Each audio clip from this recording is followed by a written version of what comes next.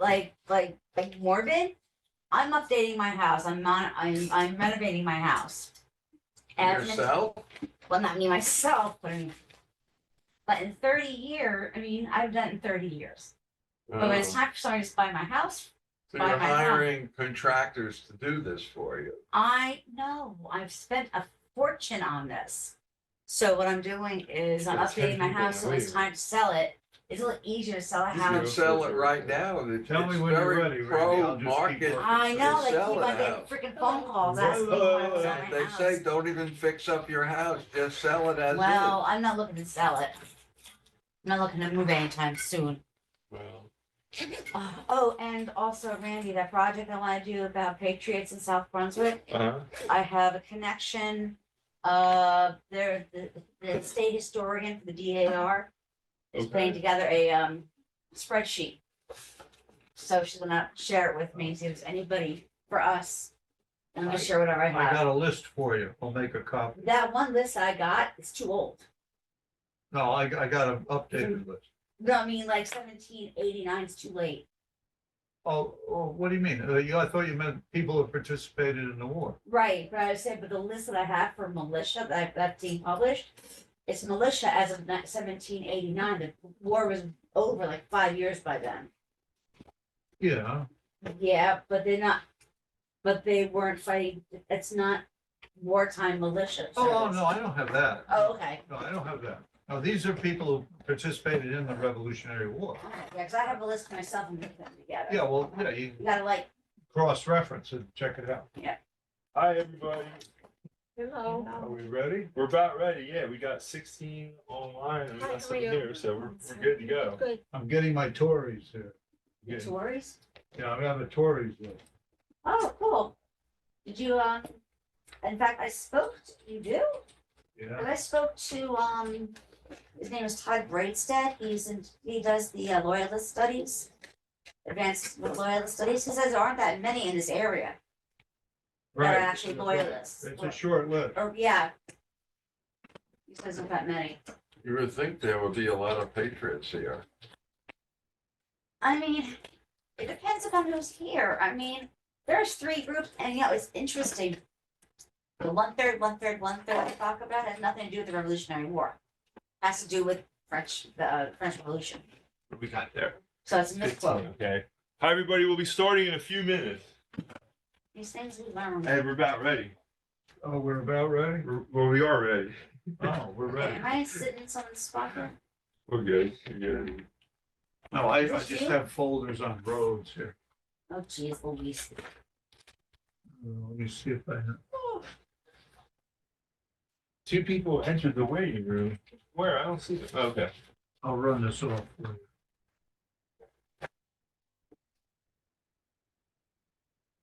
We're good. Are you ready to Yeah, go? we're ready to go right now. Yeah. I won't run this off. It does that right now. I'll run it off later. Trying to find- Remind me, I don't want to forget. And let's see how much I got to find out on these guys. Okay. A big project. Okay. So, hello everyone. We're going to start tonight. We're talking about the Roads of South Brunswick, Roads of Home Part 2. We did something like this about 1.5 years ago, and we're just visiting some other roads here. So right now you're looking at a picture of George's Road from the early 60s. And I don't know if you can tell, but on the left you can see Weber TV, and over on the right is Dean's Garage, and there's actually gas pumps out there. And judging from the cars, it looks like the early 60s. There's station wagons before SUVs and everything like that.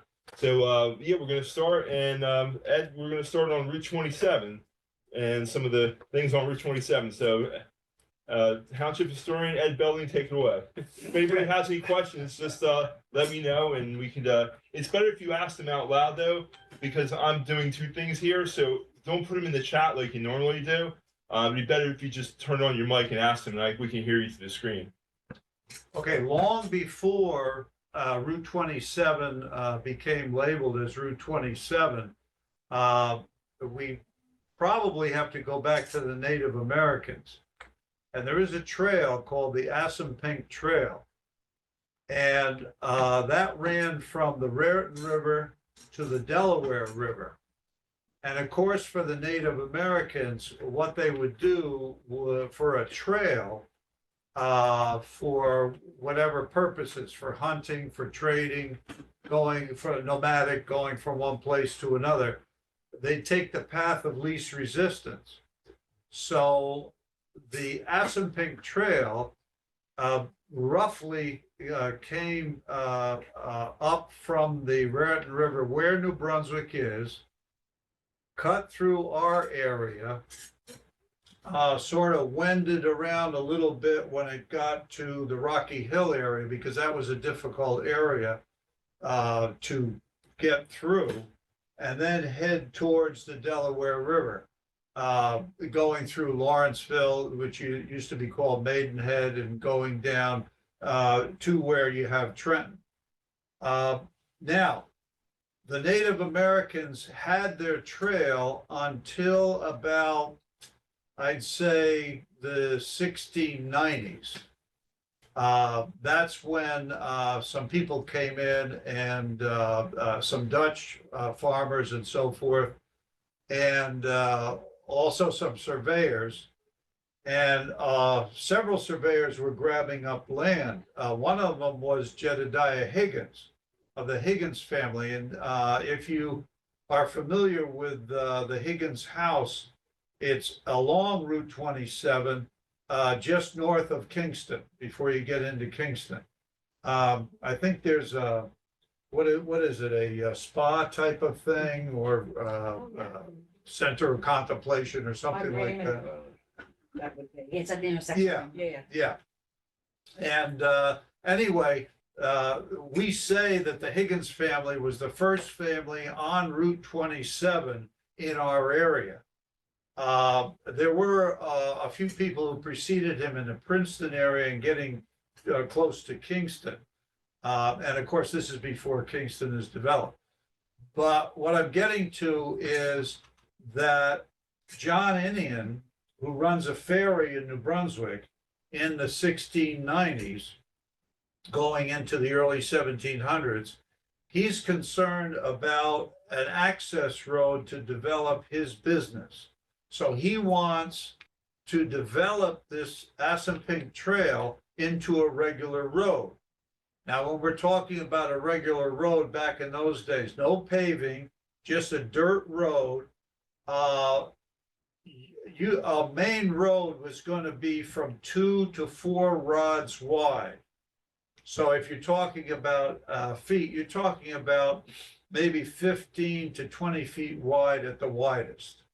Most of the road at that time was narrower than that.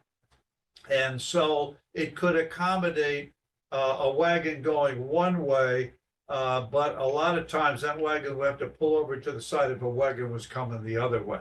And of course, the bridges are very narrow too. Is this the bridge down in Kingston? Yeah, that's the Right. Millstone Bridge, yeah. Right. The one that was Washington had, and then they Okay, pulled it now down. this was the first bridge across the Millstone River, Stone Bridge. Before that, they had a wooden bridge.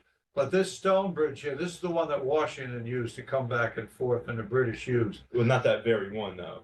No, because it had to be rebuilt. Right. But the thing is, if you check the width of it, it's extremely narrow. And you can go there and you can actually walk the bridge. And it's right adjacent to the modern bridge that's there now. But so in other words, if you had a wagon, you'd have to wait on one side till it was cleared from the traffic coming from one side to the other. That's how narrow they were.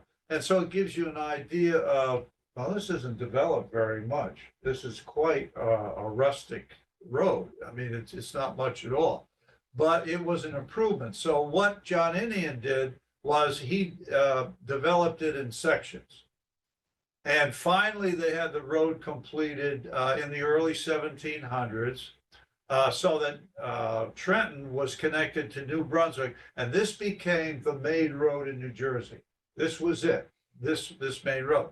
When 27 runs into 206, that takes you down to Trenton. That gives you the completion of the thing.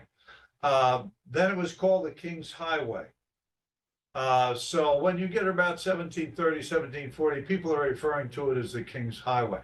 Now, the competing road is one that we're going to talk about later, and that was Lowry's Road, and you know it as the Cranberry South River Road. So we had on our northern border Route 27, and on our southern border Lowry's Road. Now, Lowry's Road was actually in operation before the King's Highway, Route 27 was, because that connected the two capitals. Remember, back in those days, you had East Jersey and West Jersey. So you had to connect Burlington with Perth Amboy. So what they would do, they ran a road from Burlington up to what you know as South Amboy. It was called Radford's Landing before South Amboy. And from Radford, you could take a ferry across to Perth Amboy. And that's how the politicians and so forth got back and forth if they traveled from one capital to the other. So at a time, the lower road was more popular than the upper road. And that was another name for the King's Highway, another name before Route 27 came along. So now we're up to the point of like the revolution and so forth. And I'll stop with the background stuff. But by that time, with the people living in the area, it's more called the upper road than the King's Highway because they don't want to be associated with the king. Okay, so the upper road becomes the main name for the road. And then much later on, they're going to come up with the numbers for the roads. I just wanted to point out that that's a great place to visit, the Millstone Bridge, because when you're there, you're right by the canal and the lock tender's house. And the next thing we're going to talk about is the flour mill. The flour mill you can't visit, it's a private residence, but this is what it looked like back in the old days. And you can recognize it today. Today it's red. I'll show you that in the next slide, but it's a great spot. The Millstone Bridge is really a very picturesque, great spot to visit. And people live in there, don't they? In the flour mill? Yeah. Yeah, that's actually the person that's part of the commission, the Right, historic he commission, lives there. Robert von Zombush. Here, I'll show you the next picture. This is what it looks like. In the tender's house for the. That's right. He runs the lock tender's house, He's and fascinating. yeah, he's really a font of information about anything historical and others. But he lives in the flour mills, and this is a private residence. He kind of wants the people not to go there because it's an Airbnb. You can rent it as an Airbnb. Oh, wow. And it's pretty nice because I was in there and you see this view of the lake that you won't ever see anywhere but from in there. And underneath the old mill still exists. If you go, that's actually what he's doing because he took me on a tour when we had the scavenger hunt a couple of years ago. And we went in underneath, and the things from the really early 1800s are still there, and you have to watch your head and everything. And there's water down below. You can easily, if you're not careful, you can get hurt. But Yeah. it's a fascinating He's place. president of the Kingston Historical Society. Right? Yeah, I don't know. If he's president, I'm not sure, but yeah, he's also part of the Kingston Historical Society. And The flour mill's name is still on that building when I passed it. you mean just recently? Yeah. Well, he redid that. It was faintly on there before. Yeah. Yeah, it was all redone, and with a flood a few years ago. It's a fascinating building because if you go into the Airbnb part, he says what happens with the flash flooding. He's designed it. He's an architect, I believe, but there's trap doors that open up. So when the water comes in, a lot of the damage that happens with flooding is it forces in, it warps the floors, and it stresses the structure. Then what happens here is these trap doors open and lets all the water in, and then afterwards somehow electronically it lets it all out. So he didn't get very much damage from a few years ago. I forget what storm it was, but he said there was a dead fish, that had flopped around there for a while. So even though it was a mess, it's not nearly as bad as it could have been if he didn't have those things engineered in there. It's fascinating. In fact, I was even thinking about renting it as an Airbnb, just going up there and staying there for, I know I live down the street, right? But it'd be fun to stay there because you'll never get a view of the river of the lake like that, like Carnegie. So he's definitely an architect. There's some on the historic preservation committee with him, and Robert's an architect. Also, Right, also that bridge. A lot of people fish on that old bridge too. You see a lot of fishermen throwing their poles in the water. Yeah, and like a lot of times people cycle from around there too, because you catch the canal path and it goes all the way down, through Princeton and Lawrenceville and eventually ends up in Trenton. But yeah, it's a beautiful spot all around, so it's definitely worth a visit. And like I said, you might want to even check out the Airbnb. Yeah, and if you get to talk with him, it's fascinating. He's traveled all around checking out different lock systems. And when I told him about the Canadian ones, it was the only one he hasn't been to. Yeah, yeah, he's built the models of it too. You see the model there in the lock tender's house. Okay. Yeah. So yeah, he's definitely a very interesting person. And that's about where the helicopter went down. That's what I was thinking. I don't know where the helicopter went down. I saw it on No, Nixon, but I that couldn't was figure it out. on Farrington What was Lake. this? Oh, it was on Barrington No, Lake? no, no, it was. They said it was they're on Princeton. Lake Yeah. Bennington, It was yeah. in So it wasn't far, it Millstone. was actually What was this? in a side few weeks trough, Yeah, with a like lot of before algae that farms. little brick thing that goes Yeah. across. It wasn't far from there, it was. Oh, okay. I guess the news reports had it, because I heard it on the news. And they said somewhere along Farrington Lake.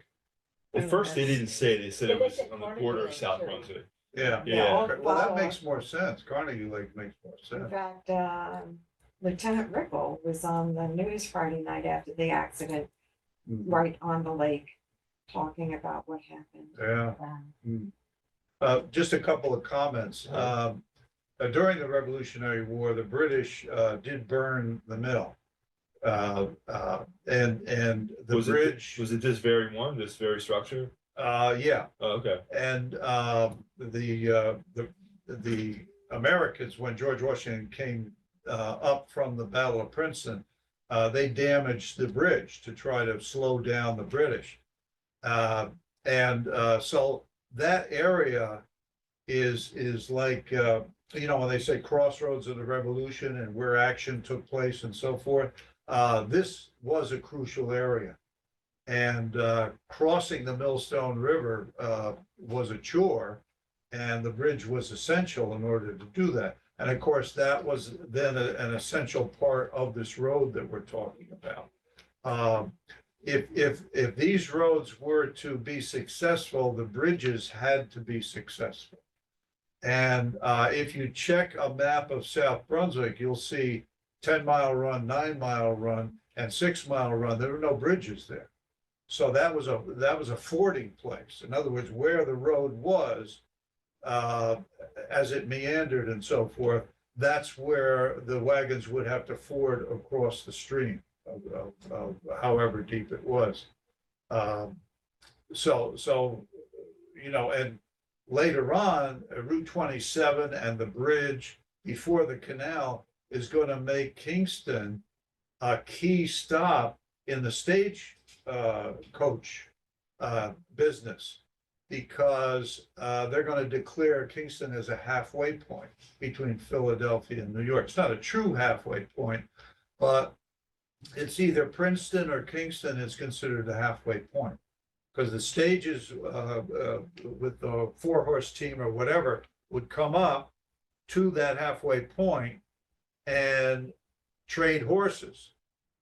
And the stage would stop, and then the passengers would transfer, and then they go back to Philadelphia, and the ones coming down from New York would transfer, and then that would go back with the new fresh horses.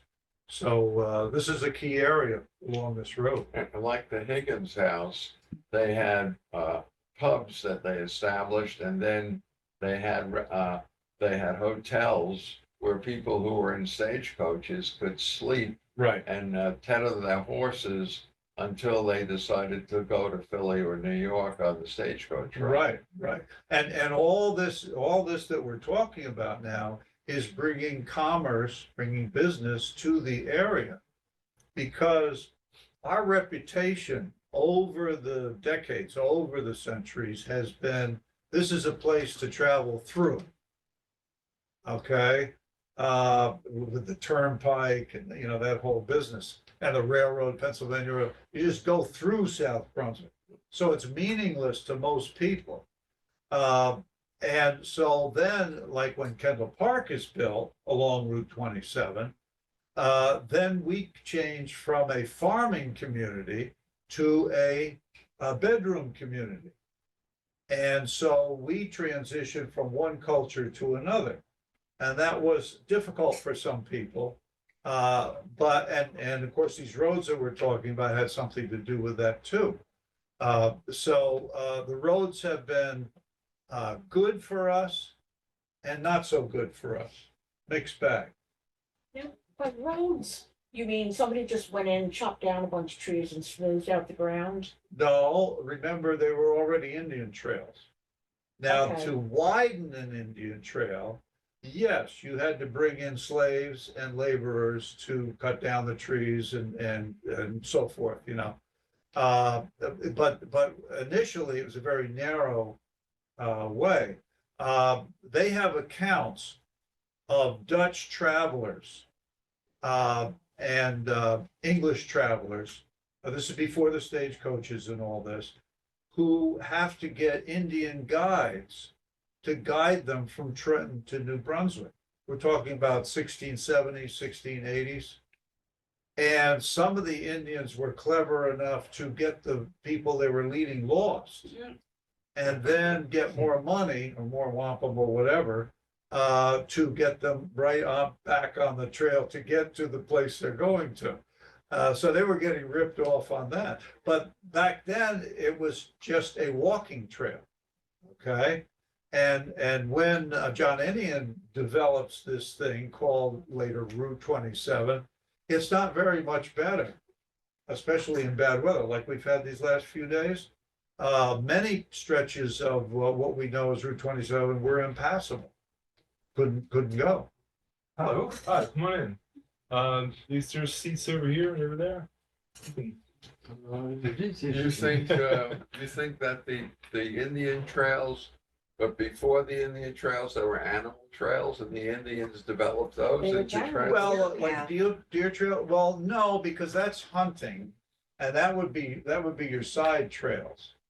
The main reason the Indians developed these major trails, the Assapink Trail, Minnesink, and so forth, there were a few of them in New Jersey. One of them, to get to the shore, that's the other one, and George's Road was built on that. We'll talk about that later. They were going to the shore for hunting and for shells, because they were using the shells as their form of money, a type of money. So that they would make a trek to the Jersey Shore, okay? They would collect the shells and whatever, and go back to their settlements and so forth. And remember, a lot of them were nomadic. So they would have a place for a while and then move to another place. And they would also have seasonal. They'd have a summer hunting area, and then they have a winter settlement area. And they go back and forth, that type of thing. Most of your Indian, Native American settlements in South Brunswick area were along the Millstone River. Now, there is an area that we call Indian Fields, and they did find artifacts there. But as far as like a major settlement or something like that, no. Basically, the South Brunswick area was known for hunting. So when you say a deer trail, that's to hunt, and that would be off the main trail. Okay, you wouldn't really have a lot of hunting on the Assapink Trail. Okay, but so it would be off that, would be offshoots. What is Assapink? Assapink is a stream down near Trent. And I think that's where they pick up the name. Because Oh, I've seen that word, like down 571 towards Milltown. Okay, Is that all connected, or is it just a word that's used? well, Milltown, I don't know. I can't say. But it's, you know, these names that you talk about, it's like the name of Princeton in South Brunswick. You know, Princeton this, Princeton that, Princeton that. I mean, you know, the names, what are they? If you try to trace them back, some of it's very difficult to figure out logically. Is it an Indian word? Oh, Yeah, yeah, yeah. Assapink. Yeah, Assapink means, because it's the creek in Trenton where they had the second battle of Trenton. Was, Yeah. yeah. yeah, but Assapink in the Lenape language means stream of stones. you gotta keep in mind that the Native Americans were collecting things that the European settlers would not think was valuable at all. And stones of certain colors, certain shapes and so forth, that had a lot of meaning to Native Americans. Whereas to the European settlers, no, but they finally figured it out. And then, oh, well, we can give them some beads or something like this, and they'll give us acres of land. So, you know, I just wanted to mention that this area is going to be part of this year's scavenger hunt. We're going to have the lock tender's house, and the Millstone Bridge, among other things. We'll talk about that. I'll send out an email to the group. But this area will be on this year's scavenger hunt, so stay tuned for that. So would a stony brook be an easier one to ford as opposed to a swampy one? well, a brook by definition is a small stream. So yeah, fording. Now, the Native Americans didn't have vehicles. They didn't have horses yet.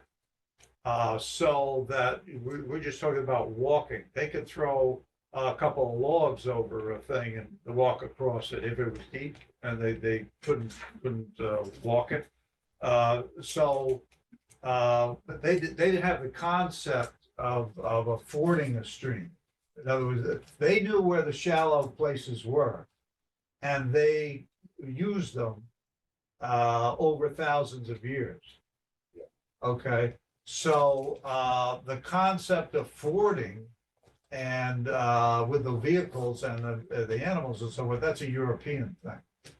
But to the Native Americans, they found the place of least resistance. So where there were stone, you know how some places in a stream or a brook, you can go from stone to stone and go over. They knew all that. Yeah, so that would be a stony place in the brook. Yeah, yeah, but Assunpink means to the stones in on the bed of the brook, and they're collecting the stones. The stones are valuable to them. That's what it means. I just had a question about when the scavenger hunt was, and it's going to be on October 21st from 11 to 2, and I'll be sending out information about that. And then afterwards, we're going to have a gathering over at Woodlot Park, a celebration because it's the township's 225th birthday. So we're going to have some documents there, some historical things, and also a birthday cake. So stay tuned for all those details. I'll be sending them out. I don't want to talk about it too much tonight, because we have a lot of slides to go through, but I will be sending things about that. Yeah, And- and the only thing I would add is I will have copies of the census of 1800 to hand out to people Okay. who show up. And there has never been the census of 1800 for South Brunswick because the British burned it in the War of 1812 in the federal census. It's not in the archives. 1800 and 1810. So this will be the first time you'll be able to see a census of South Brunswick. Maybe we can put it in the archives down in Trenton, right? Because they don't, I mean, we can put the information. They'll probably reject it as an inferior document. I'll get the parchment and the right ink and pens and we'll There you recreate it. But yeah, right, we'll put the paper in the oven and make it crispy. So I'm going to switch over to the Route 27. So when you're talking about 27, I'm just going to run the slides in the background. So for example, this is the Kingston Presbyterian Church. So now we'll just go up 7 and went 27. And when I get to the next part, I'll let you know, or you should let me know when you're ready to go to the next road, so I can Okay. kind of Yeah, time it the out. first school in the South Brunswick area is associated with the church right along the Route 27, the very first school. Where the graveyard is now. Yeah, yeah, because the original church was facing the graveyard, yeah. What year is that? The picture? The picture is probably from the 20s. It's from a postcard, so I believe it's in the 20s. Is the road still dirt? Yeah. It's Yeah. when it became Lincoln Highway. Yeah, Yeah. you see the road looks a little rustic there. Yeah. But yeah, so what I'll do is you're going to talk about 27, so I'll just keep the slides moving in the background, and when you get ready to switch over, let me know, because I could keep the slides. Okay, we'll just go through the 27 ones. If we Okay. see something that's worth talking, there's the Higgins house. There's the Higgins house. Yeah. And here's how it looks Now, the today. reason we consider that a South Brunswick deal is because the Higgins are buried on the other side of the road in South Brunswick. And he owned land which he purchased from the Native Americans and got in trouble in the courts because the proprietor said it was illegal to claim land purchased by Native Americans. But the legend story is that Higgins just traded sow and piglets for acres and acres of land, huge amount of land. And the proprietors didn't like that because they said they already owned that land. Can Okay, you go and then- back to the This one? previous slide? The old, This one? Yeah. Wow, it looks so different. Yeah, this is before it was restored. Yeah, it looks like maybe And notice the driveway. Yeah. deep ruts. Is that a Thanks, Randy. spring house in the distance there? I don't know what that is. No, that's probably to wait for the coach to Oh, okay. pick you up. Thanks, Randy. Sure. And then after this, we're going to talk about the AME Church, which isn't technically on 27, but it's just right off of 27. It's significant, so the old decide. road. Right, this is the old road, yeah. Now, you gotta keep in mind that if you go back to the early 1700s, it was very difficult to keep the road as the road that they put on the map. Because farmers would encroach on the road and they would take part of the land and move the road so it went around the land that they were doing. So where this church is where the old direction and the path of Route 27 took as it meanders in that Rocky Hill area. The most difficult part of Route 27 is the Rocky Hill area for traveling back in the old days. To go up that hill by coach, several times the people had to get out of the coach and horses and coach went up the hill and then they walked up the hill and then got back on the coach. The same with going down too. So when you go on the old one, it looks like it's a little easier than that major hill where the road goes now.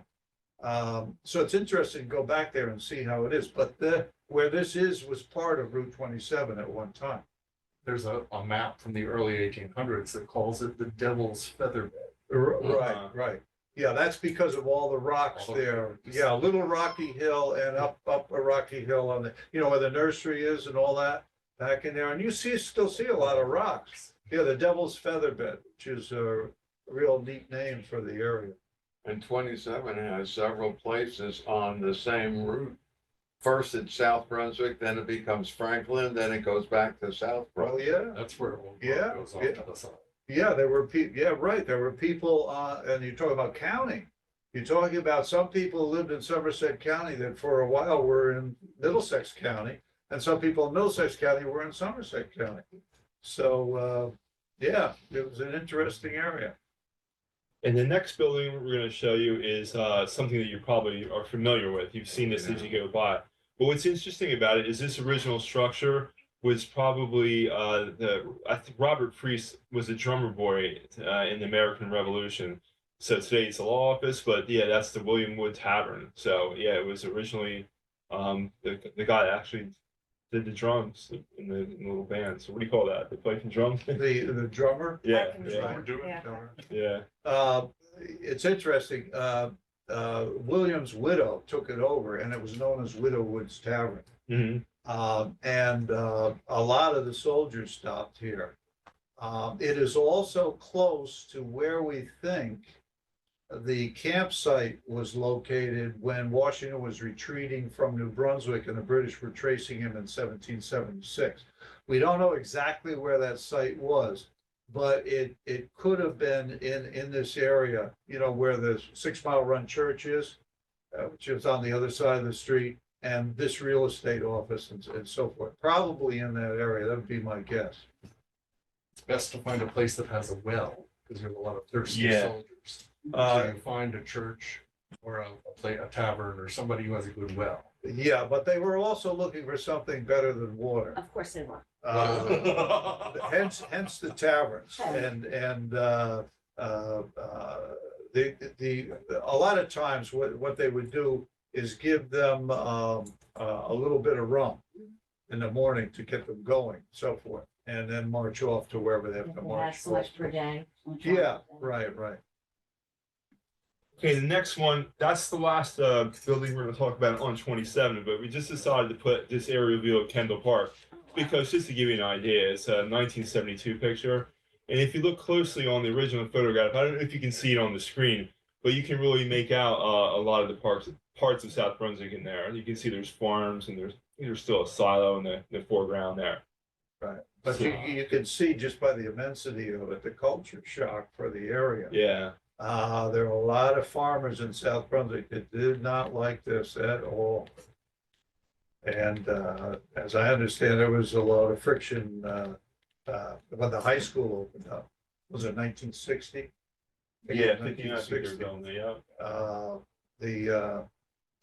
The pioneers who settled in Kendall Park and the farmers who were already here, there was a lot of tension, a lot of friction. Well, the city slickers took over the Mhm. township committee from farmers, Yeah, and they weren't happy about that. That's how the library got built because well, they brought in a lot of cultural, intellectual things that weren't there before. And so that's why I say it was a traumatic thing. And one of the selling points was the commuting ability. 27, Route 1, okay, that type of thing. That was a selling point for Kendall Park. You know, and still in the middle Oh, of my, Kendall Park, there is a farm that goes back to the 1700s. Right. It hasn't been eliminated. Yes, That's yeah. neat. And it's amazing, the number of people who own parts of what became Kendall Park that Kendall had to deal with in order to buy the land. Like the Little Beekmans. parcels of land and so, yeah, the The Beekmans and Beekmans, so yeah. forth. It was amazing how he was able to accomplish that. So where's Route 27 in this picture, or is it there? It would be on the far side. Wouldn't it be up towards the top end? I'm not really Upper sure. right? I can't tell from that where, Like, where's the shopping center? Yeah, that would be the way to tell. well, if you can tell, I you can tell. I have can't this tell. photograph. I mean, it's hard to see because we're sharing it on a screen, but you can get a lot more detail. If anybody's interested in it, I could send it to them and you can take a look at it and blow it up. It's expand, but it's hard to see in this format right now, though.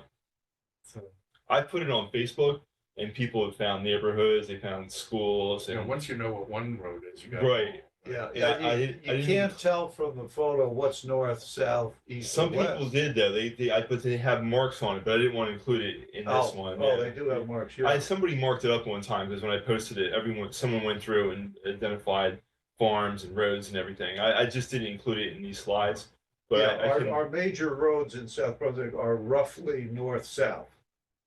And your crossroads are mostly east-west. Which will bring us to the next thing, which is the Straight Turnpike. This is Route 1.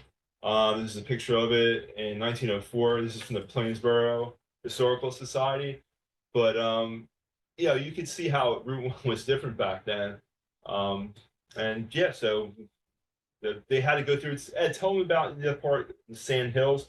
When they were building it, they had to blast, or they had to cut it through Sand Hills because it was a part that they had trouble with. So right at the top of the hill there. In our area, if it's obvious, you can look at it and see it. The most difficult part of setting up a road, because they were selling this as the straight road. This was actually a name for it, the straight road. And one of the obstacles they had in the selling it was Sand Hill. And Sand Hill is sort of a misnomer. I don't know if you know this, but Sand Hill is the highest elevation in South Brunswick. And it's an anomaly in that we know Rocky Hill and all the rocks and all that, the Devil's Feather Bed, et cetera. But the rocks that make Sand Hill are out of place. Geologists have a difficult time trying to figure out how that was formed. Because it's sort of away from where it should be. And then the sand, which is around there and so forth, that got its name, it became a very difficult point as far as constructing a road. And yeah, there was some blasting, but you'll notice that wasn't very successful. You still have to go up it and you have to go down it. And right where that water tower is, That's what I was that's gonna supposed to be where the highest point is. And that's why they put the water tower there, so you have, they wouldn't have to pump it, and the pressure would just feed it to all the houses. Right, and if an airplane crashes into the water tower, it'll wipe out the mobile home. They have park lights on it. across They the have way. lights on it. Just look on the bright side. I did always wonder what would happen if that thing just exploded. Every time I go All that by water it, would every time I go by it, The- and the Make a thing is, ton they of it. just constructed that travel lodge thing right in the Yes, shadow of the yes, water tower. Yes. And I'm wondering, gee, what is if this water tower springs a leak? They're gonna have There are major actually- trouble there. There are actually two water towers that are hidden on Raggedy Lane Uh-huh. that the township had to put in because of all the construction, all just off of Route 27, Oh, yeah? Uh-huh, at the top, very top of it. yeah. So What was they're the name of that road gonna- again? Look at gigantic mushroom, but you can't see it because it's well hidden. Raggedy Lane. which Raggedy is Lane, off of okay. Old Road. Yeah. Yeah, okay. Right. If Yeah. you go to the town's Beechwood Park, which is right off one on Newfoundland or whatever that street is called, you could see the leaching from the Farrington sands onto the street Hmm. there, Mhm. because it's all part of the sands in that park. Right. Yeah, you have to keep in mind that in the geology of it, when I studied the prehistoric stuff in South Brunswick, you have the intercoastal plain and you have the Piedmont, okay? Piedmont is rocky and hilly and that sort of thing, not mountainous, but rocky and hilly. And where that meets, that's called the fall line. And one of the ideas of this road was to follow the fall line. Route 1 goes from Maine to Florida, okay? And that fall line goes in that direction, that north-south direction. So geography has a lot to do with where these roads are. And where you have this intercoastal plain, that's where the sand came from, okay? Right. And so that more than half of South Brunswick was underwater for an awful long period of time, millions of years, that type of thing. Where you have Rocky Hill and you have Kendall Park and all that, in the prehistoric times, there was a big giant lake there where Kendall Park is and that sort of thing. So you had the rocks and this and that and so forth. It's all different. So they had to figure out where to put the roads. And the Native Americans had figured out before, and that's why they followed the Native American trails. But Route 1 sort of comes in between. And now you're talking about European thinking and straight road. Okay, Native Americans wouldn't think in terms of straight road. And so the engineers and so forth they have this mindset, this is the way it's going to be. So it's thinking, human thinking, conquering nature. That's basically what it is. So you're in a different time period, you're in a different culture, and therefore you get something like Route 1. But for years and years, it was just a dirt, straight road with lots of rocks, boulders, so forth like that. It's very difficult to drive. And here's another road, another picture of a house when Route 1 was a dirt road. This is actually from Robert Turton. He's a pastor of the Fresh Ponds Chapel, and this is a picture that's in his family, and he explains a little bit on there. But there again, there's Route 1 as a dirt road, probably 1890 about. And where would that be?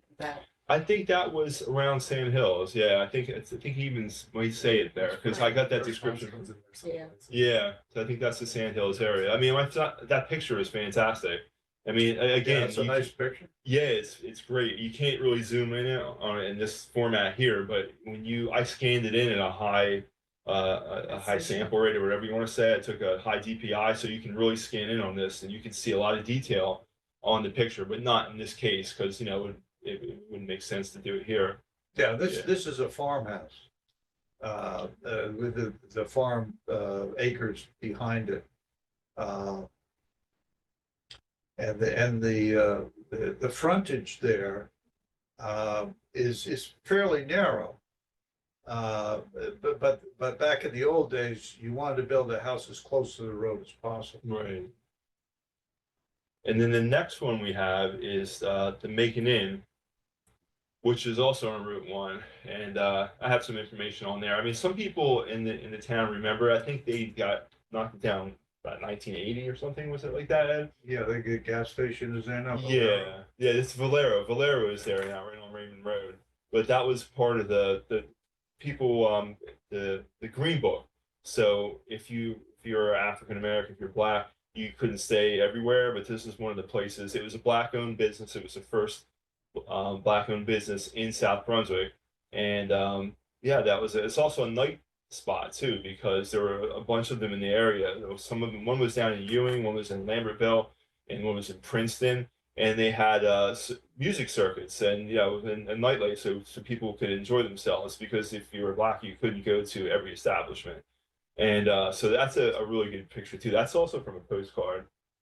45 miles length. Yeah, Pleasant Macon was originally from Trenton, and he was quite an entrepreneur.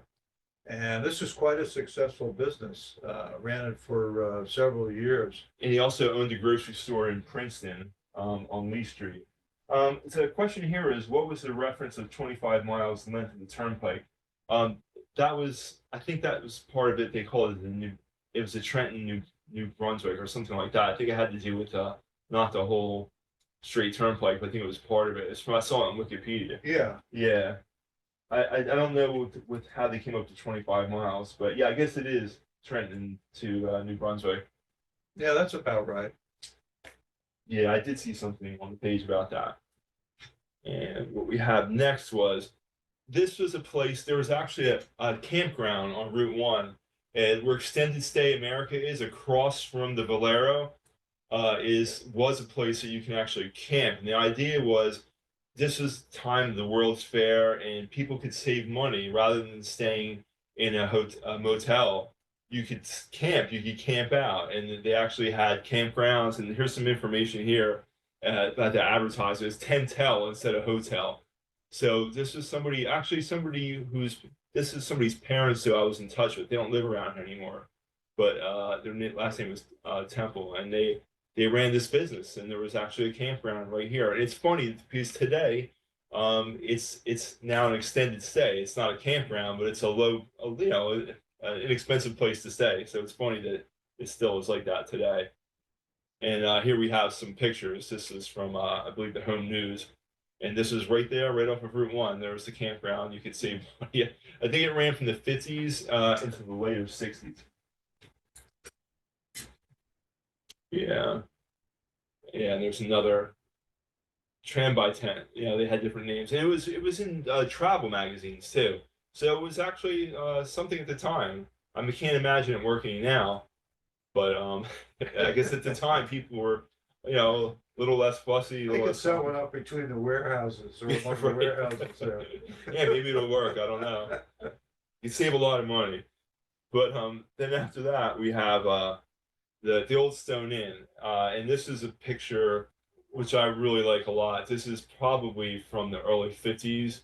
And again, we're looking at Route 1 and it's snowing. But can you imagine Route 1 ever taking a picture without something going by today? It's hard to believe that it was that quiet back then. But this is about where the Dunkin' Donuts is in the Target shopping center. Do you know when that building actually came down? Yeah, it came down. We're going to talk about that right here. The building came down in the mid-90s, and this is the way it looked before it came down. It was boarded up. And I remember I started working here in 99, a long time ago, and that sign was still there. and I didn't really know what it was.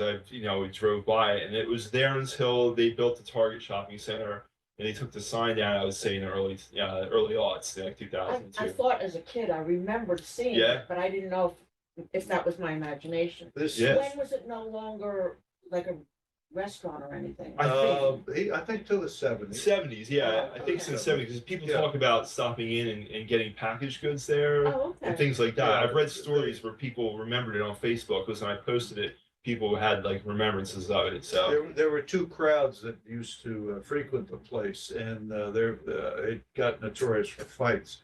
College college fraternity kids, guys like, yeah. and laborers working at industrial sites. They'd stop off for a round or two, and it'd end up being a boxing match rather than drinking. I wonder if somebody still has that sign. I don't know. That's a good question. I mean, the sign actually, it went down. I don't know if they kept it, but it was in bad shape. Yeah. Yeah, so I don't know. Yeah, this is one of the few haunted sites in South Brunswick. There's a legend about the old Stone Inn, and it made Weird New Jersey, the magazine that has. That's the original question. So it's an interesting place. It's actually mentioned in Weird New Jersey. I don't know if anybody's ever seen it. Weird New Jersey has like There's an echo in there. yeah. Oh, you said that already? Yeah. Oh, I'm sorry, because someone was talking to me. And I can't hear two things at once. When did they macadam the straight highway? Was it in 1931? When they were starting to pave them. Yeah. Yeah, because a lot of people think that paving was around back in the 1800s. It wasn't. And then they say, oh, well, with the automobile, they must have had paving. Well, there wasn't. So 1890, 1900, no, not yet. And I think 1921 was when they started paving the major roads in our area. I think that year So is it sticks in 20s? my head. So 20s, and then of course it became a big works project in the 1930s. But yeah, that's when it took place. Okay, the next one. I don't know if anybody recognizes that building in the background. I always knew it was the Scout headquarters. And like maybe 15 years ago. And I always was the building looked very interesting to me, but nobody knew what it was.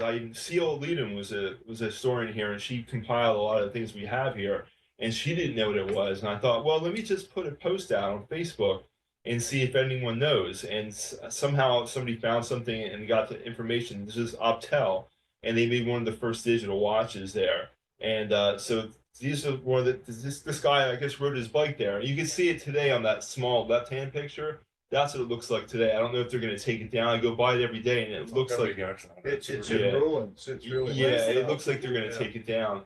But anyway, there it was in its glory. And if you look at that in the beginning, in the front of the building, that's a little chip. That little thing is supposed to signify a little microchip there. The 4 wires. Yeah. So I thought there's some interesting information out there. You can find it, but there was one of the people that were But involved it was with a it. church also too.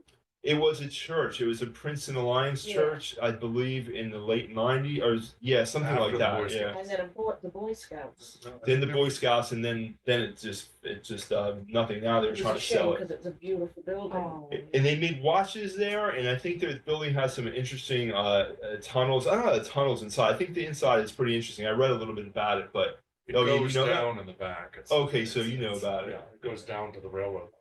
oh yeah, I mean, it okay, doesn't use the railroad, but it went down to the railroad elevation. okay. Oh, very. I Nice. went in it one time. Yes. I was the looking ones for a that- part-time job, and they were advertising. Really? And it was a little screwy when I went in there because they had a guy with a lab coat. You see like the people under the thing there? And the guy was talking to a person. He came out, I got this, hey, look at this. There's some development. This is really great. The guy looks at it. He says, nah, this isn't going to work. Sends him back. And I thought, this is a strange thing. Everybody's sort of acting like fly by night. We'll just try this. If it doesn't work, we'll try that. So someone mentioned that the state owns the building now, and gave the Boy Scouts 30 days notice to vacate back I guess when it happened a few years ago. And the DOT's hasn't done anything with the building, so if someone happens to know a little bit about it. It's not South Brunswick though, it's supposed to be Plainsboro. No, that's South Brunswick. It's is? between That's in South Rainbow Brunswick, and. yeah. Yeah, it's definitely South Brunswick. Sand Hill and, And the next picture we have here, this is a picture of Route 1 from the early 60s. And again, you can't see it too well, but the solar motellas on the left-hand side, and this is just before you go to Ridge Road and Dow Jones is there. And if I could zoom in on this picture, you can see an old pickup truck on the right-hand side getting ready to turn out to Route 1. See, I don't see a light there or anything. If you go there today, it looks, of course, it's completely different. And can you imagine Route 1 with just a tractor trailer there and maybe a couple of cars on the other side? So I really like this picture. And like I said, I scanned this in at a really high rate, and you can zoom in on it and see all kinds of things. Or you can read the billboards over on the left-hand side of Route 1 South. And they're advertising, I think, a Mustang. It must have been a newish car back then, and some other things. So the picture is very interesting. And it tells some history right there. Looks like it has the low Jersey barriers. So if there were no lights and you were you wanted to cross, would you just? Oh, Yeah. Well, it looks like the truck there is stopped, and you can actually see it's the pickup truck, and it had the spare tire in back of the door. I don't remember them. It's something I guess they did in the early 60s. And it looks like he's just stopping to go across. But yeah, like I said, I really zoomed in on it because I wanted to see the picture, and it tells an interesting story. And then let's see. Solar Okay. Motel was a place where teenagers like to have the rendezvous too back in the day. apparently Yeah. they had a swimming pool. It was very popular, The solar? Oh yeah. which is kind of scary to think because it's all swamp back there. That's where Well, they get had- their they water had- from. They had day Got the rates. water from the swamp. Yeah, well, maybe. Hot Sheets Motel. They had day rates, right? You could buy. They did by the end of their lifetime. Yeah. Yeah, but Or truckers who traveled all night. right. I have some interesting pictures in there of advertising from when they first opened some of the advertising, because it was like another inexpensive place to stay. The next one is I have to throw one thing in. When my kids and I would play Monopoly when they were little, we called the Mediterranean the Solar Motel, since Oh, it was yeah. the cheapest property on the board. Good point. And here's our water tower again. Again, this is the early 80s, I believe. And you can notice the absence of traffic on Route 1, which is interesting, right? And absence of all the communications tech stuff on the tower. Oh, yeah, like the cell things, the Yeah. cell tower, yeah. And the radio emergency for police. Yeah, I really like this picture. And then going further up, people remember this. This was gone by the time I came around, but This is where McDonald's is now. this is McDonald's today, and people always talk about how they missed the Lorraine Diner, and it was popular because the truckers could park there. I think it was a popular spot for truckers because here you can see from this Oh, view. wow. And this, for the people in the room here, you can't see the Lorraine Diner's in the right side. It's being obscured a little bit, but there was a giant parking lot there. And there's an interesting photo. There's a guy that lived in South Brunswick. His last name is Daddio, and he's done a lot of photography of the diner. And I'm going to run those on Facebook. They're not mine, and he's going to have his watermark on it. But he's got some very interesting photos of the diner back in the day, from, I guess, the late 80s, I think it is. So I'll share those too, but they're not, I can't just put them out there, and he's got his watermark on it. So there's a lot of Lorraine Diner pictures I could put up eventually. See, I'm moving along here because I have 77 slides. Oh, jeez.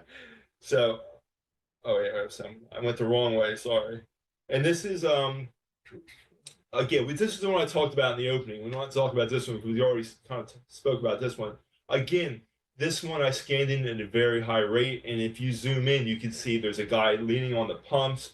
It's very interesting. Yeah, it's the what's the family's name? Pizza Festas. Yeah, this is the oldest business in the township with Dean's Garage.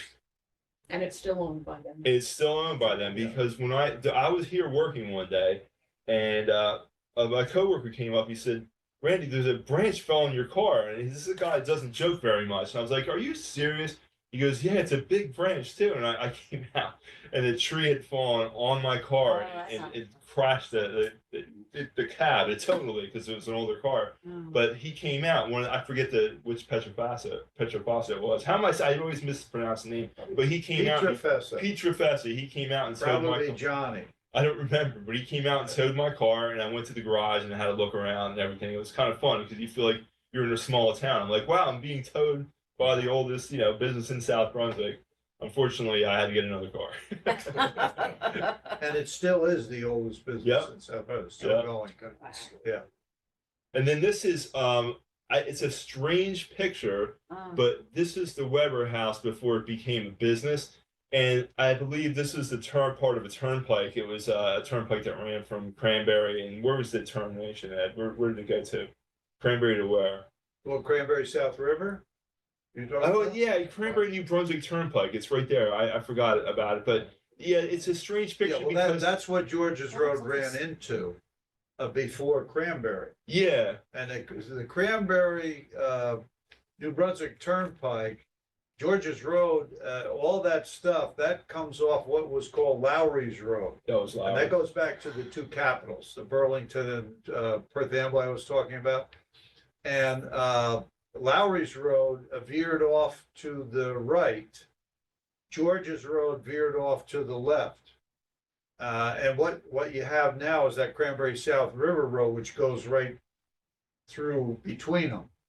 But I always liked this picture because they had the mixed symmetry. So you have the I father know, and the right? son on one side, and the mother and the daughter, and then this other little daughter in the middle. And she's all by herself. It's a strange picture. COVID, 6 feet apart. I know. Yeah, right. Yeah, They knew it was coming, right? Yeah. And then this is how it looks today, of course. And George's Road, we have a lot to go through on George's because there's so many historic houses on it. Now, this is the Applegate House as it looks today. It looks different than this. I have a really old picture from the 1800s, but it's a beautiful Victorian, and you can drive by it anytime and see it. And it's really a beautiful house. The other one we have here is the Hubbard House, and this is also restored very nicely. And that's the way it looks today. I actually took that picture myself because I had talked to the owners. I wanted to just get some pictures of it and talk about the history a little bit. But I found some of the history. You can read about it here. I got this from the South Brunswick Post about how the girls that were there actually got picked up to go to the Sunday school in a horse and buggy. So I know it's very interesting little things I find in the paper, because I'm looking at a paper from the 1980s, which is a long time ago already, but the people were looking back to decades before. So there's really a lot of good information I can find. It's all digitized, so I just can look everything up pretty quickly. And then the next one we have is the Hamill House. Now today it's I think a music store, they give lessons out of there.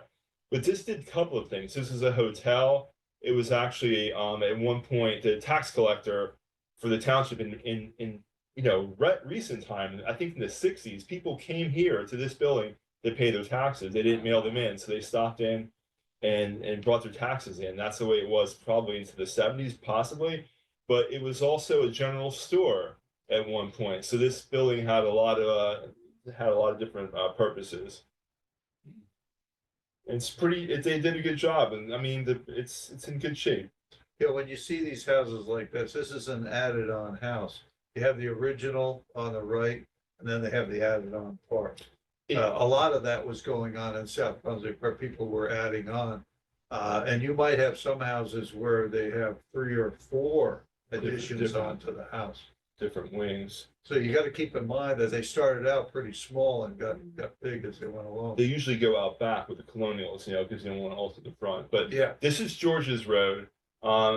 This is Dean's house. It's also called Innisfree. But in back of here is what we're going to talk about a little bit with Dean's Pond Lane. But Dean's Pond is behind the house. But this is the house as it looks today over on the right. let me just mention on Sure. George's Road. A lot of people think that it's named after King George, Oh, but right. it's not. George Riscaric was a tavern owner in Cranberry. And just like John Indian wanted the commerce and business on the Raritan River with his ferry operation, George Riscaric wanted more commerce coming to Cranberry. So he developed on another Indian trail this road that meandered from New Brunswick down to Cranberry and ran into Lowry's Road. At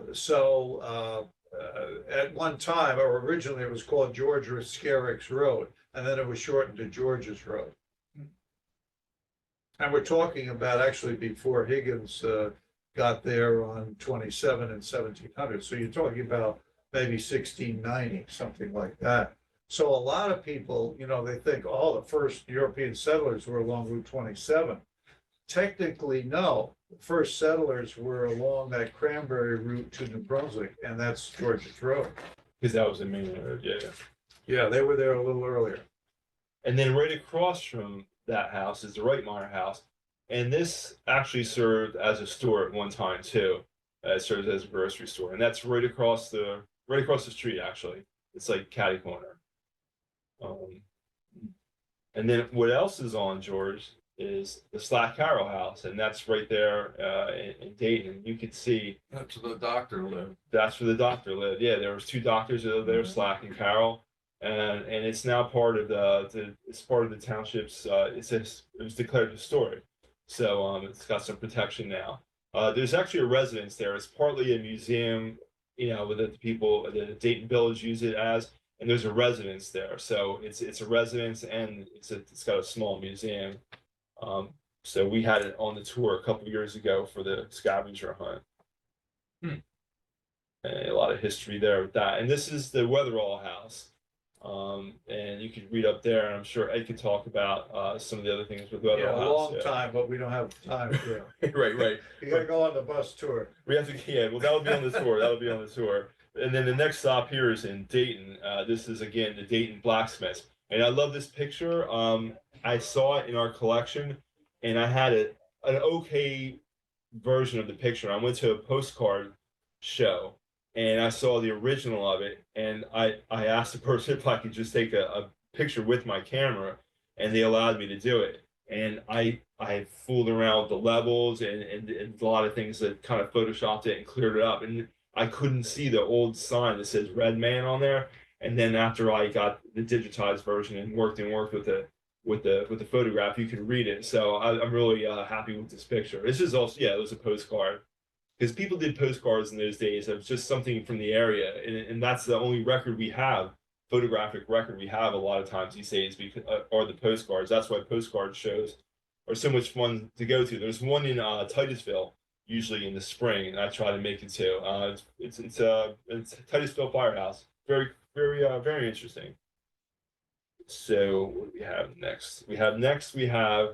This is the Wines Hotel. This served, this building did a couple of things, and it finally got raised in 1930, Ed? Do you think that? It was dilapidated. It's over for a long time. I'm not sure when it was torn I down. believe it was like 30, What was left of it. 30, 31. But Wawa took over the place there, on the Five Corners, Wawa. And before it was the Wines Hotel, this was the Thomas Weatherall Tavern. Was that the actual structure, or was it just on that No, spot? no, it was changed quite a bit. I think the Weatherall Tavern was much smaller.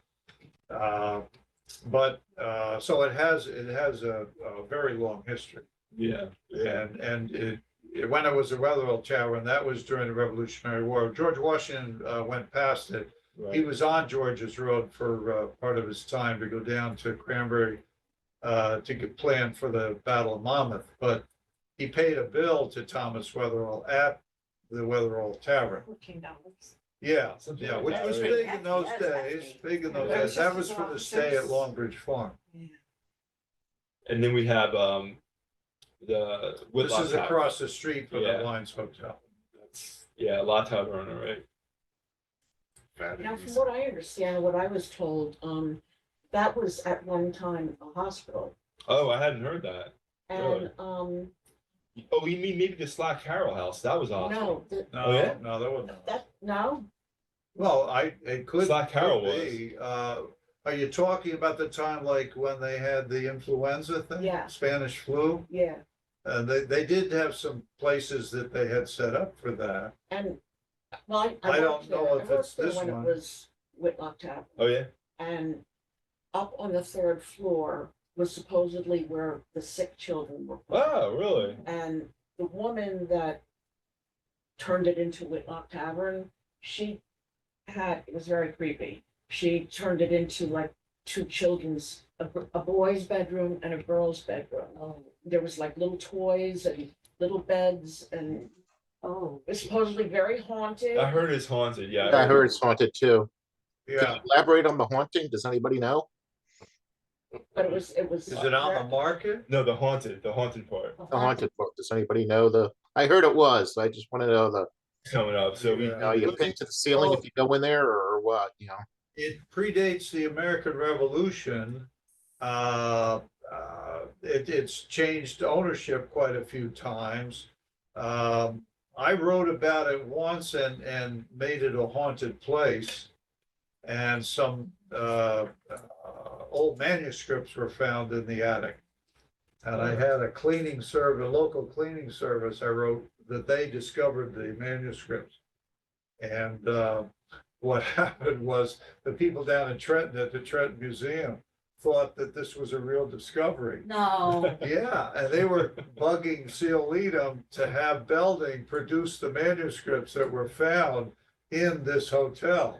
And I had made up the whole story. And Seal was very embarrassed about it and so forth.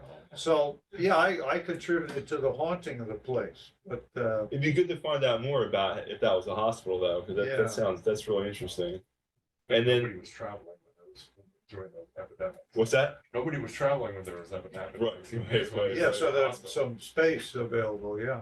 And this is the Dayton Cemetery as it was. This is also from a postcard. And these are some pictures. I really can't see who's on there. I can't. Major. That's major. So that's the major of Major Road. is named Yeah. after them. And then we actually took this last year. We did a cemetery walk of our own. I took pictures. And this is Reitmeyer. You know, we just saw the Reitmeyer house. And over here is the post office as it was in the 70s. Today's it's the mist shop, so you can go in and get all kind of exotic incense and things like that in there. But there it was as the post office. And now we're switching roads to Ridge Road and some of the things that are on Ridge. And the first thing I have here is Mechanics Hall. And it was a big place in town.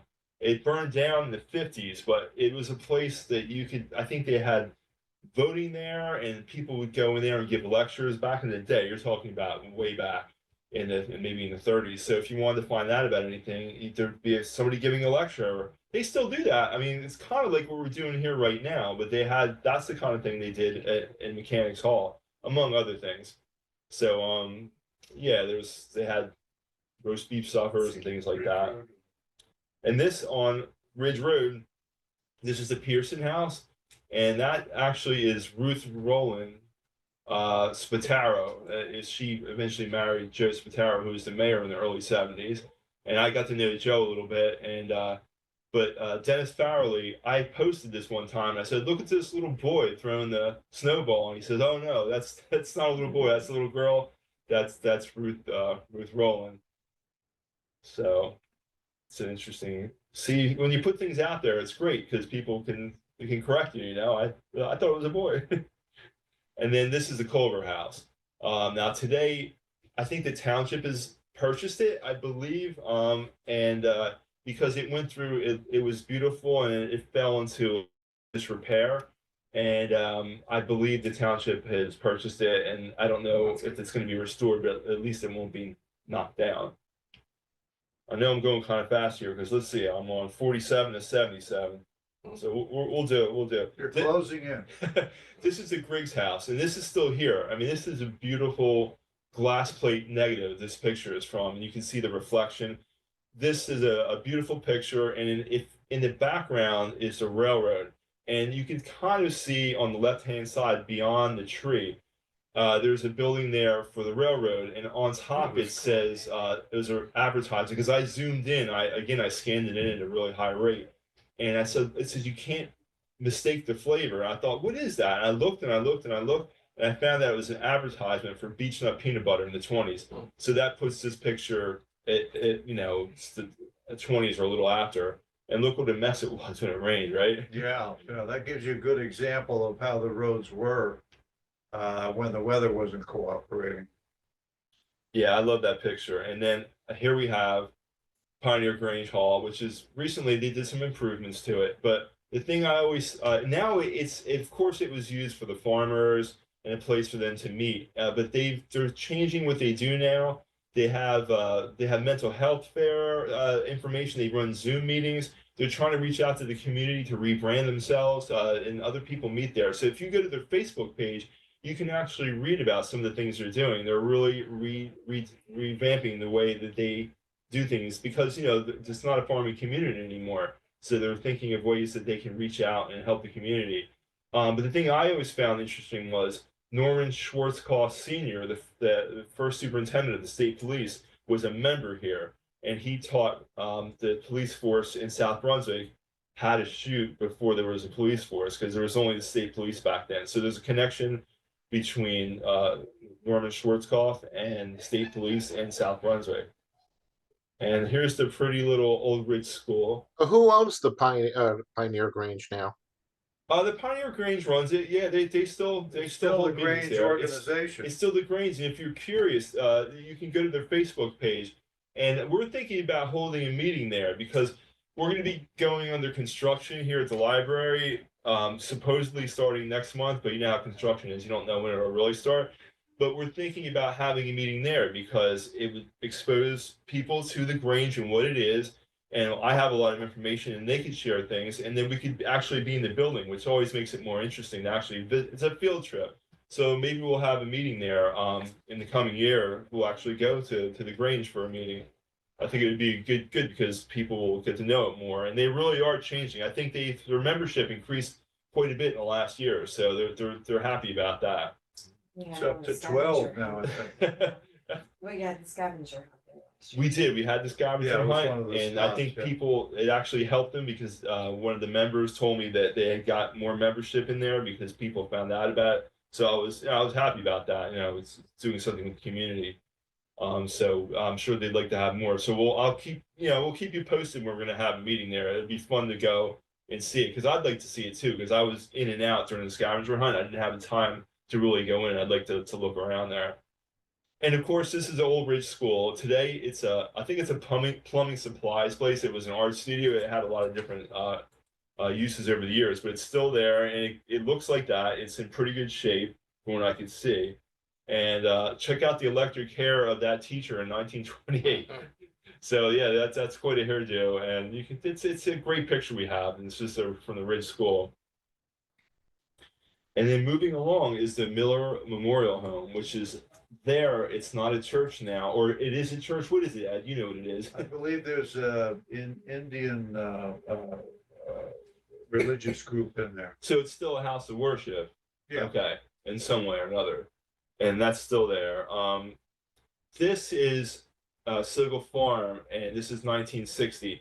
The Griggs picture you saw earlier is involved with this family. So this is Pleasant Hill Farm. I think it's still there, but I think they're selling it, and I don't know what's going to happen with it. But here's an aerial shot from the 1960. And then this, of course, is Ridge Road, as taken from the railroad tracks, and another one with the train coming through. And then so now we're going to switch over to Dean's Pond Lane. Now, Dean's Pond Lane, there's actually two of them. There's one from Route 1, and they call that Dean's Pond Lane West, and the other one off of George's Road, and they just call it Dean's Pond Lane, but it's east. So this is what it looks like when you're on George's Road. It's an easy road to miss. The first time I found out about it, I actually dragged my wife and daughter out because I said I had to go on this road. I want to see it. So they were good sports. My daughter was into it. My wife she's a good sport about it. So we went through and looked at everything there, and we'll show you some pictures. So there I have it circled. The Route 1 side is over on the left, and then the George's Road is over to the right. And we'll actually take a little, drive down the road. And here we go. This is what it looks like. It's a dirt road. It's one lane, so you hope you don't see anybody coming the other way because you have to move over. Well, the thing about this is to get an idea of how the old roads in South Brunswick look like when you're talking about the 1700s. This would be about it. That's it. And then, of course, you didn't have to worry That thing about. has some stone in there, so No, that's new. Well, That's yeah. That's Yeah. what that's the railroad probably. The did that. Petrofesses live along this road. They probably put the stones down there. And then as you drive along, you come to this place where the first time I was there, I'm not from South Brunswick, and I thought, what is this? Can I go through this? And I drove through very carefully. And I drove through and it was, you can see the water still coming from what was Dean's Pond at one time. There's still, spring is still there. So this is a little tunnel that you go through, and on the other side directly, guess what was above our heads? The double-decker New Jersey Transit was roaring by at like however fast it goes, 80 miles an hour. And it's just so funny that this is a road in South Brunswick. It can be quite dangerous. I wouldn't want, if I had kids, I wouldn't want them going down this road. But I know if I was a teenager, this is where I would be. So, it's just a really Probably fascinating. several teenagers who did take you up on that. Yeah. And then this is, I looked it up. And I said, what's the name of this thing? And I looked it up on different places. It's an underground water tunnel, and it's still there. And that feeds what was Dean's Pond. Dean's Pond isn't there anymore because the dam isn't there. There was a mill there. But now there's just a bunch of reedy things. You can tell where the pond was. This is another shot that I took because I wanted to take an artistic shot. So I thought, and then I did this last week with Ed. I said, Ed, we got to take some pictures for the meeting. So but there it is. You can walk through there and go to the other side, and it also goes through. But this was a site of a very bad accident. In 1932, one of the trains was disabled, and the Atlantic City Express came through to New York, and it hit it, and it was a gigantic mess. And the story was, you see those trains leaning over that way towards the right. They eventually went into Dean's Pond, and they said they hauled the engineer and the fireman, the guy that gets fed the engine coal. They found them in the pond. Miraculously, nobody died, but the story was from first count. I found it in the South Brunswick Post. Kids remember fishing there, and when that happened, and they said that people went into their houses, took their doors off the hinges to use as stretchers because there were so many people laying around. To carry people away. So the story is just incredible that was preserved in something like the Post. And I was so happy to see something like that. And I'd like to do something more with this to make it on a permanent page so people could see these things, and it'll be part of our web page. I really like to preserve the story. But yeah, I have more information, but they're right there. There was Dean's Pond Lane right there in the foreground. And that's where we were. And then look, there's some regular houses there too. Is that the? That's a Petrofes. Yeah, that's their house, and it's right along Dean's Pond Lane. And there's nobody that goes in that road except for once in a while a train. It was a train utility. It looked like there were some kind of workers there from the railroad when we were going by. And off in the distance, you could see the bridge over Major Road. So we're getting close to Major Road in this picture. You can kind of make it out. You can barely see it up towards the top of the road there. And then as you go out, there is a lot of, they're making a retention ditch. Ed pointed this out, and that's actually where, just beyond that retention ditch is where the Dean Cemetery is. And I have a picture here of one of the stones in there. It's really quite hidden and not maintained. And Ed and I took a trip out last year, and I got poison ivy and got ticks on me, but it was fun.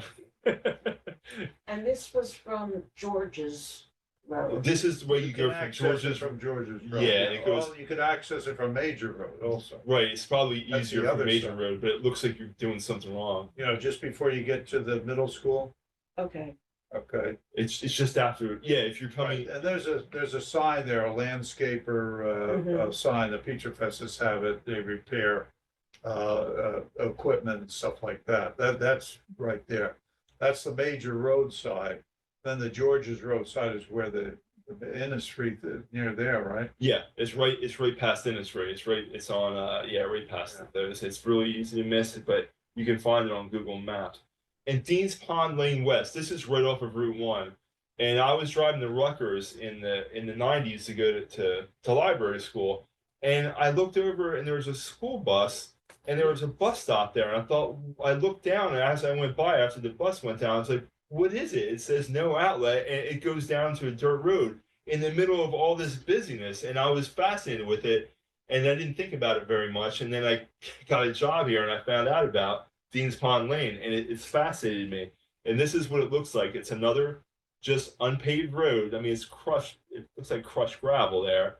But if you follow it along, it eventually comes to a gate at the end. And I don't know what's beyond the gate, but I think it Well, goes over that to some of connects the, with the other branch, see, the one we went on, the Dean's Pond Lane, you know, by the parallel, the railroad tracks, there's a fork in the road. And if you take the right fork, you know, we didn't actually do it because the gate was there, but that's the one that goes to where this gate is. probably. And that's So how they do connect, That's how they linked back Yeah. in the yeah, day. they do because connect. I went down that road one time, Uh-huh. and there's quite a few houses. Yep. Oh, yeah. More and more. Yeah, that's can why see the the- school bus was Yeah. picking up kids. Yeah, and there's some offshoots too, Yeah. and that's the one. This is Homestead Lane. There's more than Homestead Lane, but this is another one that it's an offshoot that goes north. I would say. Yeah, this is an interesting area, like Kendall Park is an interesting area. When you go back to the early colonial farmers, you're talking about Dutch and English, basically, okay? When the poor Italians come in, Yeah. the good land is already taken. And when the Irish come in, and the ones who built Lake Carnegie and the canal and all that and so forth, well, this later group that comes in populates this area off of Route 1. You have the Spillators across from McDonald's, you know, those brick ranch houses that you have there. Spillators, that's one of the Italian families. Down in this ravine area off this one here, you have some families there that come in. You have Irish and Italian like the Peter Fesses, the Currans were also in there. And a lot of them got jobs on the railroad, Pennsylvania Railroad. And they could live on land that was actually owned by the Pennsylvania Railroad, but since they worked for the Pennsylvania Railroad, they were allowed to live there. And so this is how they got by and populated this area. This was not a group that was welcomed by the original colonial farmers. And we actually have tales, they're oral tradition of the Ku Klux Klan coming and having a rally right off of Dean's Lane, George's Road there. There's, you know, where the houses are built, George's Road, Dean's Lane, the corner there, and then back behind them is all woods and all that. Well, there used to be a clearing area there, and that's where the Klan had a rally. They came up from Heightstown, had their rally there. What were they basically protesting against? The Catholics who were living in the area. Italians, in other words. Italians and the Irish. And so, you know, this is a part of our unwritten history. But there was this thing of discrimination between the original farmers, the English and the Dutch, and the Italians and the Irish. You don't, as I say, it's oral tradition. You don't have this written down. Yeah, I didn't see that on the township website about anything you're saying. Right, and I'll probably be the only one who knows about it now. Seal knew a little bit about it. There's some Franklin information. had a bunch in Middlebush, they would have regular Yeah, plan meetings there. Yeah. so. but see, there are waves of immigrants. And you know the old saw that every time a new wave comes in, Well, there's resistance from the people who were, oh, we were here first, blah, blah, blah, that type of thing. So that there was that stuff going on in South Brunswick. And Jamesburg had a coven of KKK there. It was a big activity. I heard in Jamesburg was very bad. Yeah, yeah. Well, that, Jamesburg, Hightstown, Monroe, that type of thing. Yeah, yeah. And people don't like to talk about it, and there's not much documented about it. Mhm. And now that brings us over to 130, which is an important road. And you could read about this information here, but Ed, if you want to talk about 130 and that, because we're actually, can you believe it, Ed? We only have a couple slides left. I know, I can't believe it. The thing about 130, it's a rival to Route 1. And it doesn't really catch on like Route 1, and it's sort of like the forgotten highway that comes through South Brunswick. But I think the interesting thing about it is that it is the road that creates our southern border or our eastern border, whereas Route 27 creates our northern or western border. So we're sandwiched between these two main roads. And then we have the turnpike also to put up with, and we have Route 1 to put up with. And so it adds to that culture that we are a transition place. In other words, people coming and going, coming and going, coming and going. And I think the aspirations for 130 were never fully developed. Well, all the warehouses, in the infinite wisdom of this township, they put all the warehouses over the sand beds. And when they cleaned it out with disinfectants and washed it into the sand, it went right into aquifer. Right into the water. So the aquifer had plumes of contamination that were Yeah. carcinogenic. And they put on the west side, which is the Pennsylvania shale, they put all that developments, all the suburban houses. Right. It's like our own And little there was some Instead of switching. contamination along Route 130, I think Mercury and stuff like that. A couple of manufacturing places. But still to this day, I don't think that 130 has developed, the way the other things have.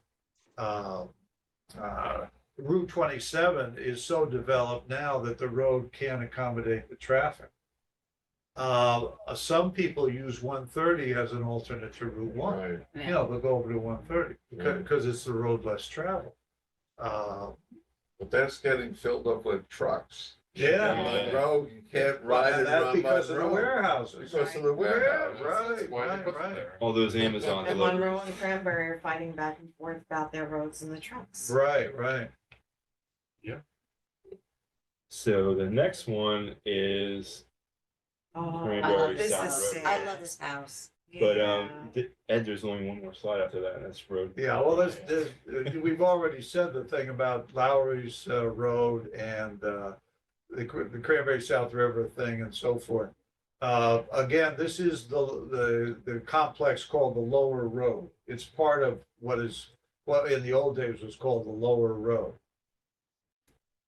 And that lost out to the Upper Road with the stage traffic up there becoming more popular. And actually the competition was what was the fastest route. And the one that was the slower route was the one that lost out. Then you had the canal come along, and that had nothing to do with the Lower Road. And then you had the railroad coming, and that is closer to the Route 1, Route 27, that type of thing. And you had a cross railroad from Jamesburg that was coming across here. But what happened was, again, the development was not there, like you had on the Upper Road. You didn't have that development down here. Sad with this one is all the heavy Behind it. traffic is ruined the sewers and it's damaged a part of the house and the house is in limbo right now. Yeah. Boy. That house That- is that right one? in the corner, Yeah. if I remember. And behind it is a huge development that they Yeah. built. Yeah. Yeah. Yeah. It's a beautiful house. If you look online, you could see the inside. Oh, really? Yeah. Okay. If you, there's places I searched around and, yeah, you can actually, it's not today, but it has it looked maybe in the 70s or 80s maybe.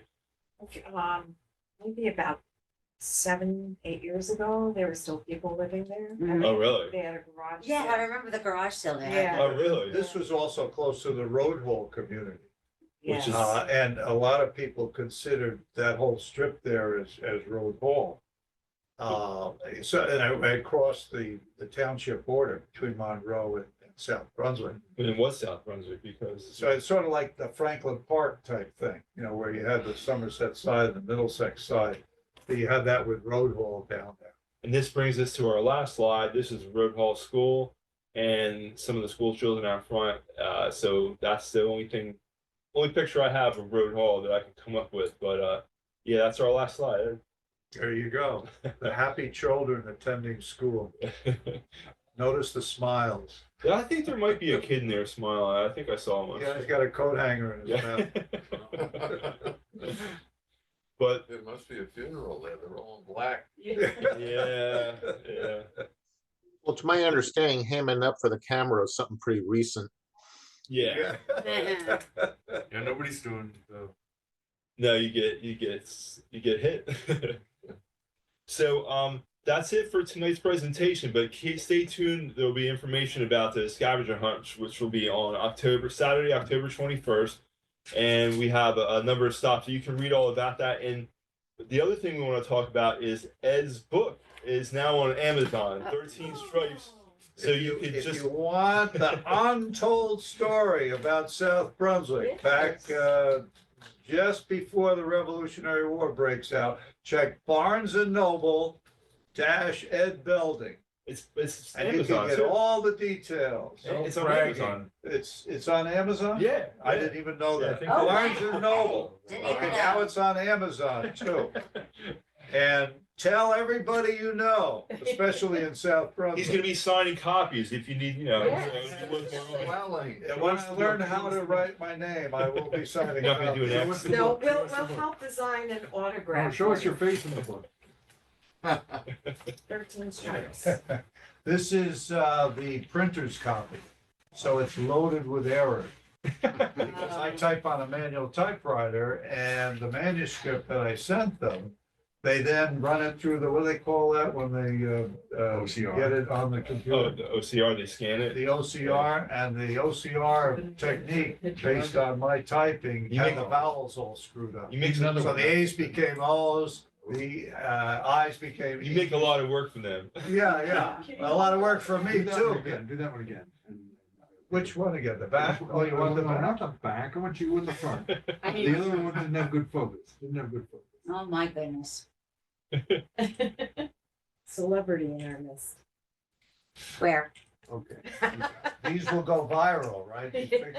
So, Yeah, I need all the help I can get because, you know, on the national level, I'm an unknown writer. So How do your profits go on that? I mean, do you make money on a number of books sold or? the publisher makes most of the money. And I get, I think he was saying 5%, maybe up to 20%. That's still being negotiated. Oh, that's crazy. I am lucky because I have a half brother who's a millionaire. Give me this. And he does all the business for me. I make no business decisions whatsoever. Do you do print, can you do print on demand with their program?